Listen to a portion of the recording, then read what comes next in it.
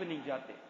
قرآن کریم میں سورہ بنی اسرائیل میں اللہ سبحانہ و تعالیٰ نے فرمایا لا تقربوا الزنا، زنا اور بدکاری کے قریب بھی مت جاؤ، یہ نہیں کہ مت کرو، بلکہ فرمایا کہ اس کے قریب مت پھٹکو، یعنی جو بدکاری کے راستے ہیں، بدکاری کی طرف بلانے والے، دعوت دینے والے جو راستے ہیں، ان کے قریب بھی مت جاؤ۔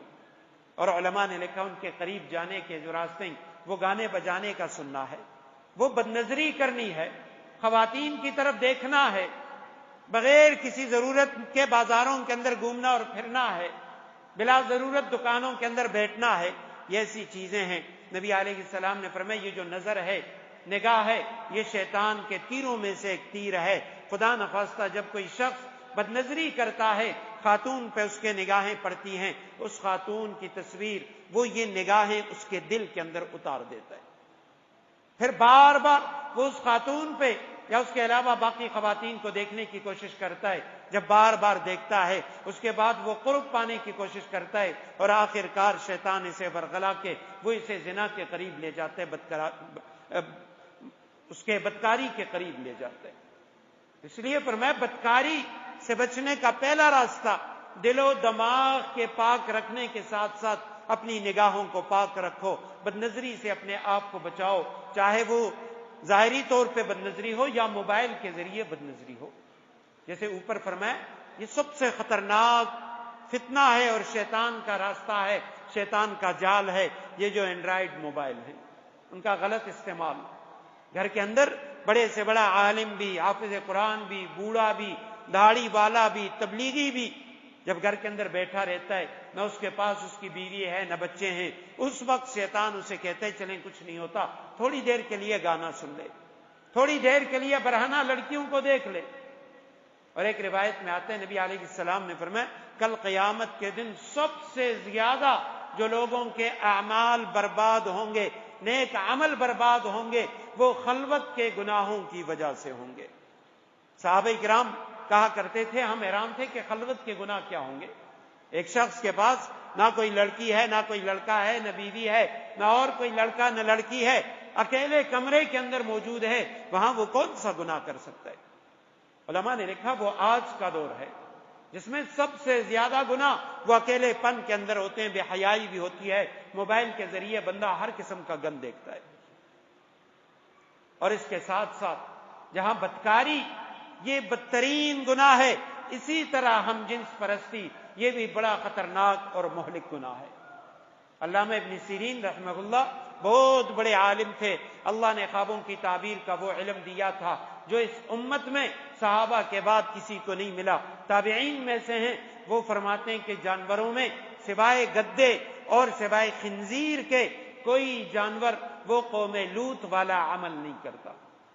قوم لوط کا جو عمل تھا ہم جنس پرستی، وہ سوائے انسان تو انسان جانوروں کو بھی گدا اور خنزیر اس کے سوا کوئی جانور نہیں کرتا۔ اور نبی علیہ السلام نے ایک روایت میں یہ بھی فرمایا مجھے اپنی امت پہ جو ڈر ہے وہ اس بات کا ڈر ہے کہ یہ عمل لوط، قوم لوط کا جو عمل ہے وہ اختیار نہ کریں۔ ترمذی شریف کے اندر یہ روایت موجود ہے ان من اخوف ما اخاف علی امتی، سب سے زیادہ جو میں اپنی امت پہ ڈرتا ہوں، مجھے اپنی امت پہ سب سے زیادہ جس گناہ کا خوف ہے، او علی هذه الامه، یا یہ فرمایا کہ اپنی امت، یا یہ فرمایا کہ اس امت پہ وہ عمل قوم لوط، وہ قوم لوط والا عمل ہے کہ سب سے زیادہ مجھے اپنی امت پہ اس بات کا ڈر ہے۔ ابن حبان کی روایت ہے، صحیح ابن حبان کی، لعن اللہ من عمل عمل قوم لوط، اللہ لعنت کرے اس شخص پہ جو شخص قوم لوط جیسا عمل اختیار کرے۔ اور اس کے ساتھ ساتھ جیسے بدکاری حرام ہے، ہم جنس پرستی حرام ہے، اسی طرح اپنی بیوی کے ساتھ خلاف فطرت کوئی عمل اختیار کرنا، اپنی شہوت خلاف فطرت پوری کرنا، یہ بھی حرام ہے۔ مسند ابو یعلا کی روایت ہے نبی علیہ السلام نے فرمایا استحیوا، اے لوگو اللہ سے حیا کرو، فإن اللہ لا یستحیی من الحق، کیونکہ اللہ سبحانہ و تعالی حق بیان کرنے سے حیا نہیں کرتے، اللہ شرماتا نہیں ہے حق بیان کرنے سے۔ ہاں تم حیا کرو، اللہ کا خوف دل میں پیدا کرو۔ ولا تأتوا النساء فی ادبارہن، اپنی خواتین کے مقعد میں جو پچھلی شرمگاہ ہے فرمایا اس میں کبھی بھی شہوت پوری نہ کرو، یہ حرام ہے۔ قرآن نے بھی اس کو حرام قرار دیا، نبی علیہ السلام نے بھی اس کو حرام قرار دیا۔ جو مخصوص جگہ ہے وہاں سے تم شہوت پوری کرو، کسی مقعد کے اندر شہوت پوری کرنا نبی علیہ السلام نے اس کو حرام قرار دیا۔ تو یہ وہ تمام چیزیں ہیں جن کے بارے میں فرمایا کہ جو عباد الرحمن ہوتے ہیں، رحمان کے خاص بندے ہوتے ہیں، وہ ان چیزوں سے اپنے آپ کو بچاتے ہیں۔ ایک روایت میں ہے نبی علیہ السلام نے فرمایا اگر تم ایمان کی حلاوت چاہتے ہو، ایمان کی مٹھاس چاہتے ہو، تمہیں ایمان کی حلاوت اس کا مٹھاس وہ نصیب ہو تو فرمایا اپنی نظروں کو جھکاؤ، اجنبیوں پہ، غیر محرم خواتین پہ نظریں مت ڈالو، تمہارے دل کے اندر ایمان کی حلاوت، ایمان کی چاشنی پیدا ہوگی۔ قل للمؤمنین یغضوا من ابصارہم، جہاں خواتین کو پردے کا حکم ہے، برقعے کا حکم ہے، وہاں مردوں کو بھی حکم یہ ہے کہ تم اپنی نظروں کے اندر حیا پیدا کرو، اپنی نظروں کو جھکاؤ۔ ایک بادشاہ کا واقعہ آتا ہے، مخزن اخلاق، بڑی پیاری کتاب ہے، اس کتاب میں لکھا ہے بادشاہ وہ سیر و سیاحت کے لیے، شکار کے لیے نکلا اور اس کے ساتھ اس کی فیملی کے ممبر بھی تھے۔ جب نکلے اللہ کی قدرت، سخت طوفان آیا، اس طوفان کی وجہ سے اس کا سارا قافلہ وہ تتر بتر ہو گیا، جنگل میں وہ بکھر گئے۔ اب بادشاہ کے جو مرید وہ مشیر تھے، وزیر تھے، وہ بھی سب ادھر ادھر ہو گئے، ان کی سواریاں وہ بھاگ گئیں۔ بادشاہ کی بیٹی تھی، ایک ہی بیٹی وہ بادشاہ کے ساتھ تھی، وہ بھی قافلے سے بچھڑ گئی۔ اب اس نے ادھر ادھر دوڑنا شروع کیا، جنگل سے باہر نکلی، ادھر ادھر دیکھا، سخت تاریک رات ہے، بارش لگی ہوئی ہے، سخت طوفانی ہوائیں چل رہی ہیں۔ اس نے دیکھا، اسے ایک جھونپڑا نظر آیا، وہ اس جھونپڑے کے اندر چلی گئی۔ جب جھونپڑے میں گئی، اندر چلی گئی، دیکھا اس جھونپڑے میں کوئی بھی نہیں ہے سوائے ایک طالب علم کے۔ ایک طالب علم بیٹھا ہوا ہے، وہ کوئی پرانی سی مسجد تھی یا کوئی خانقاہ تھی، اس کے اندر وہ بیٹھا ہوا ہے۔ اس لڑکی نے پناہ چاہی، اس نے پناہ دے دی، لڑکی اندر آ کے بیٹھ گئی۔ اب جب بیٹھی تو اس کے بعد ہوا یہ کہ اب وہ طالب علم اپنی کتاب کو پڑھ رہا ہے، کچھ دیر کے بعد وہ کیا کرتا ہے، اس کے سامنے جو قندیل روشن ہے، جو موم بتی، کینڈل، جو شمع روشن ہے، وہ اپنی انگلی کو اس آگ کے اوپر رکھ دیتا ہے۔ جب انگلی جلتی ہے وہ فوراً ہاتھ کو پیچھے کر لیتا ہے۔ پھر کچھ دیر کے بعد دوبارہ وہ اسی طرح مطالعہ کرتا ہے، پھر اس لڑکی کی طرف دیکھتا ہے، پھر دوبارہ اپنی انگلی کو اس آگ کے اوپر رکھتا ہے اور جلاتا ہے۔ اس طرح اس نے اپنی ساری انگلیوں کو اسی طریقے سے جلا دیا۔ اب صبح کی روشنی ابھی اس طرح پھیلی نہیں تھی، اتنے میں بادشاہ کے کارندے پہنچ گئے۔ انہوں نے جیسے ہی دروازہ کھولا، دیکھا اندر بادشاہ کی بیٹی موجود ہے، وہ فقیر، وہ طالب علم، وہ بھی موجود ہے۔ انہوں نے بادشاہ کی بیٹی کو لے گئے۔ بادشاہ نے پوچھا کہاں تھی؟ فلاں جھونپڑے کے اندر کسی مسجد میں یا کوئی خانقاہ تھی، وہاں رات گزاری ہے۔ کہا ایسا کرو کوئی اور تھا؟ ہاں، وہاں پہ ایک طالب علم بھی تھا، اس کو بھی اٹھا کے لے آؤ۔ طالب علم کو بھی لایا گیا۔ بادشاہ نے کہا بھئی ایسا کریں، اس طالب علم کا سر قلم کریں۔ بادشاہ سلامت کیوں؟ کہا تاریک رات میں ایک جھونپڑے میں، کیونکہ بادشاہ کا اپنا ذہن تھا، اس نے کہا میری بیٹی تھی، شہزادی ہے، ایک طالب علم کے حوالے وہ ہو چکی ہے، اب اس مسجد کے اندر یا اس خانقاہ میں کوئی بھی دیکھنے والا نہیں تھا، لازماً اس طالب علم نے، اس فقیر نے میری بیٹی کے ساتھ کوئی چھیڑ چھاڑ کی ہوگی۔ خیر، ان وزیروں نے کہا بادشاہ سلامت آپ ایسا کریں، پہلے اپنی بیٹی سے پوچھ تو لیں، اس کے بعد اسے سولی پہ چڑھائیں، اس کا سر قلم کریں۔ بیٹی سے پوچھا کہ بیٹی بتا، رات کو جب تم اس جھونپڑے میں تھی کیا واقعہ پیش آیا؟ اس طالب علم نے تمہیں کچھ کہا یا نہیں کہا؟ اس نے کہا ابا جان مجھے اس طالب علم نے تو کچھ بھی نہیں کہا، البتہ رات کی تاریکی میں میں نے ایک بڑا عجیب واقعہ دیکھا ہے، تم اس طالب علم سے اس واقعے کے بارے میں پوچھو۔ کیا واقعہ ہوا؟ کہا اس کی انگلیاں دیکھیں، انگلیاں دیکھی گئیں، دونوں ہاتھ کی ساری انگلیاں جلی ہوئی۔ پوچھیں اس سے یہ انگلیاں کیوں جلائیں، وجہ کیا ہے، کس وجہ سے تو نے انگلیوں کو جلایا؟ بادشاہ نے اس طالب علم سے پوچھا بتاؤ تو نے انگلیاں کیوں جلائیں؟ وہ طالب علم کہنے لگا بادشاہ سلامت، میں ایک طالب علم غیر شادی شدہ، ساری عمر اسی جھونپڑے کے اندر رہا، اب بھی اس میں تھا۔ جب میں نے رات کو اس شہزادی کو دیکھا، مجھے نہیں پتا کون تھی، لیکن اس کے حسن و جمال کو میں نے دیکھا، شیطان نے میرے دل کے اندر وسوسہ پیدا کیا کہ بھئی تاریک رات ہے، یہاں کوئی بھی نہیں ہے، تم اس سے اپنی ضرورت پوری کرو۔ پھر فوراً مجھے خیال آیا کہ بھئی ٹھیک ہے، یہاں تو کوئی بھی دیکھنے والا نہیں ہے، نہ اس کا باپ ہے نہ اور کوئی، میں اپنی ضرورت پوری کر سکتا ہوں، لیکن پہلے میرے دل میں یہ خیال آیا کہ بھئی اللہ تو دیکھ رہا ہے، کل قیامت کے دن اگر اللہ نے پوچھ لیا تو اس وقت کیا جواب دوں گا؟ اللہ مجھے جہنم کے آگ کے اندر ڈالے گا۔ تو چلے میرے دل میں یہ خیال آیا، میں اندازہ لگا لیتا ہوں کہ اگر میں دنیا کی آگ کو سہ لوں تو جہنم کی آگ کو بھی سہ لوں گا، لیکن اگر دنیا کی آگ کو نہ سہ سکا تو دوزخ کی آگ کو نہیں سہ سکتا۔ میں نے سب سے پہلے اپنی چھوٹی انگلی کو آگ پہ رکھا، جب انگلی جلی مجھے سخت تکلیف ہوئی، میں نے توبہ کی کہ بھئی میں دنیا کی آگ کو نہیں سہ سکتا، آخرت کی آگ کو کیسے سہ لوں گا۔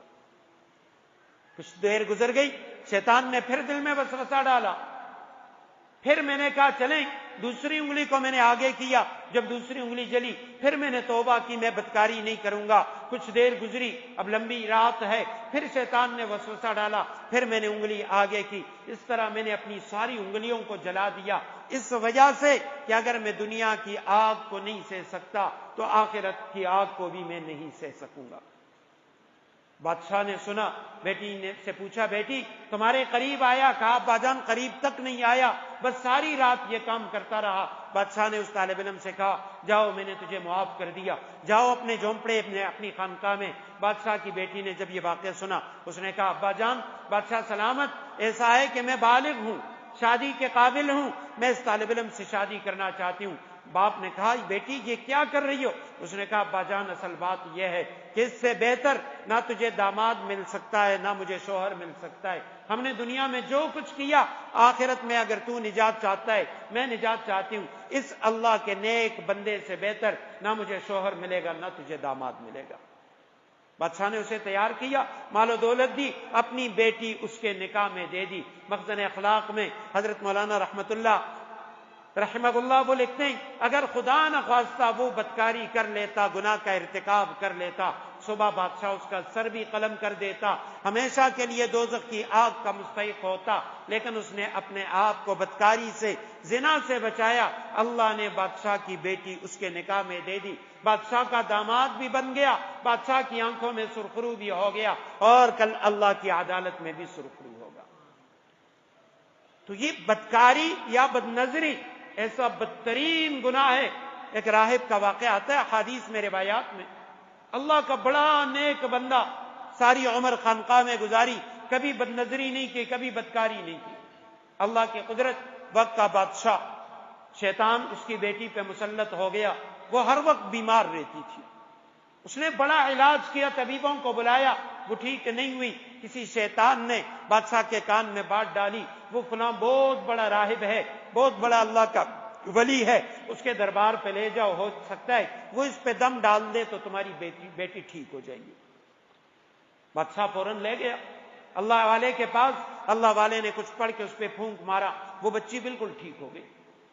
گھر لے کے گئے، 1-2 دن تک ٹھیک تھی، پھر واپس شیطان آیا، مسلط ہوا، پھر وہ بیمار پڑ گئی، پھر بادشاہ لے کے آتا، پھر ٹھیک ہوتی، وہاں آتا، وہ وہاں لے کے آتا، ٹھیک ہو جاتی، گھر لے کے جاتے، بیمار پڑتی۔ اب شیطان نے بادشاہ کے ذہن میں یہ بات ڈالی کہ بھئی ایسا یہ بہت بڑا اللہ کا ولی ہے، تم ایسا کرو کچھ وقت کے لیے اپنی بیٹی کو اس کے پاس چھوڑ دو، بیٹی ادھر رہے گی، وہ اسی طرح روزانہ اس پہ دم ڈالے گا، یہ ٹھیک ہو جائے گی، کچھ مدت کے بعد واپس لے آنا۔ اب بادشاہ نے کہا چلیں ایسا کر لیتے ہیں، اب جوان بیٹی کو لے کے گیا اللہ کے ولی کے پاس، وہاں چھوڑ دیا۔ جب وہاں چھوڑا، وہ جو اللہ کا ولی تھا اس نے اس کے لیے الگ جگہ بنائی ہوئی تھی، اس نے کہا میں بدنظری نہیں کرنا چاہتا، اس کو دیکھنا نہیں چاہتا، یہ اس کھوٹی کے اندر رہے، میں اس کو کھانا لا کے دوں گا، واپس لے کے جس وقت واپس جاؤں گا اسی وقت اس پہ دم وغیرہ کر دوں گا، پانی دم کر کے دے دوں گا۔ وہاں اس کے لیے کمرہ بنایا گیا۔ اب کرتے کرتے یہ جب آتا جاتا کھانا لے کے جاتا، شیطان نے اس کے دل میں بات ڈالی تو بہت بڑا اللہ کا ولی ہے، صرف دیکھنے سے کیا ہوتا ہے، یہ تمہاری بیٹی کی طرح ہے، صرف تم ایک نظر اس کی طرف ڈال دینا، باقی اس کے قریب مت جانا۔ اب شیطان نے دل میں بات ڈالی، وہ ایک عام عابد تھا، اس نے ایک مرتبہ اس کو دیکھ لیا، پھر جب واپس چلا گیا، اب اس کی صورت اس کے دل میں نقش ہو چکی، دوبارہ کھانا لے کے آتا، پھر اس کو دیکھتا، پھر شیطان نے دل میں بات ڈالی، کہ بھئی دیکھنے سے کیا ہوتا ہے، بات کرنے سے کیا ہوتا ہے، کرتے کرتے تھوڑی سی گفتگو بھی شروع ہو گئی، یہاں تک کہ آخرکار شیطان نے ان دونوں کو ورغلایا اور وہ جو عالم تھا، وہ جو عابد تھا، اس نے اس لڑکی کے ساتھ بدکاری کر لی۔ اب جب بدکاری کی، خیال دل میں آیا کہ بھئی اب تو حمل ٹھہر گیا ہوگا، اب جب اس کا باپ آئے گا اس کو لینے کے لیے، اسے پتا چلے گا یا اس بیٹی نے بتا دیا بادشاہ میرا سر قلم کر دے گا۔ اب اس نے کیا کیا کہ اس نے بادشاہ کی بیٹی کو قتل کر دیا۔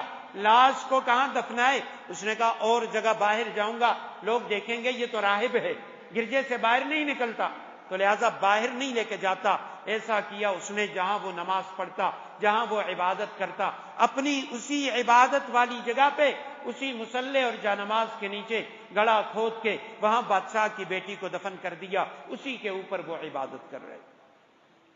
بادشاہ آیا، اس نے پوچھا، بلکہ شیطان نے بادشاہ کے دل میں بات ڈالی کہ بھئی تو اپنی بیٹی کا پتہ بھی کر رہا ہے کہ نہیں؟ اس عابد نے تمہاری بیٹی کے ساتھ کیا کیا؟ بادشاہ آیا، پوچھا۔ اب وہ راہب آئیں بائیں شائیں کرنے لگا، وہ بھاگ گئی، وہ مر گئی، کہاں گئی؟ بادشاہ نے کہا بھئی اس راہب کو پکڑو، اس کو سولی پہ لٹکا دو۔ اب جب اس کو سولی پہ لٹکانے لگے، اسی وقت شیطان آیا۔ شیطان نے اس راہب سے کہا ایسا ہے کہ تم میرے سامنے سجدہ کر لو، دیکھو اللہ کو تو نے بڑے سجدے کر لیے، اللہ نے تجھے نہیں بچایا، تم میرے آگے سجدہ کرو، میں تجھے سولی سے بچا لوں گا، پھانسی سے بچا لوں گا۔ اب وہ راہب شیطان کی باتوں میں آیا، جیسے اسے سولی پہ لٹکا رہے تھے، گلے کے اندر پھندا ڈالا گیا۔ اب شیطان نے اسے کہا میرے سامنے سجدہ کر، میں تجھے بچا لوں گا۔ وہ فوراً سجدے میں گرا۔ بادشاہ نے جلاد کو حکم دیا رسی کھینچ لو۔ رسی کھینچی گئی، اسی سجدے کی حالت میں وہ دنیا سے چلا گیا۔ ایک نیک بنی اسرائیل کا عابد بندہ، لیکن بد نظری کی وجہ سے، بدکاری کی وجہ سے صرف یہ نہیں کہ بدنام ہوا، بلکہ ایمان سے بھی ہاتھ دھو بیٹھا اور شیطان کو سجدہ کرتے ہوئے دنیا سے چلا گیا۔ اللہ سبحانہ و تعالی ہم سب کی حفاظت فرمائے۔ تو اس لیے یہ جو بد نظری ہے، یہ بدکاری کے لیے پہلی سیڑھی ہے۔ جب انسان بد نظری کرتا ہے، شروع میں وہ سمجھتا ہے بھئی بد نظری تو کچھ بھی نہیں ہے، اب اس کے بعد دل میں تصاویریں نقش ہوتی ہیں، پھر آگے بڑھتا ہے یہاں تک کہ وہ بدکاری میں مبتلا ہو جاتا ہے۔ تو ہمارے فہمیدین کورس کا آج کا جو درس قرآن کا پہلا حصہ تھا، وہ سورہ فرقان کی یہ آیت نمبر 68 اور 69، جس میں اللہ سبحانہ و تعالی نے عباد الرحمن کی 10ویں صفت بیان کی ہے کہ وہ بدکاری کے قریب نہیں جاتے۔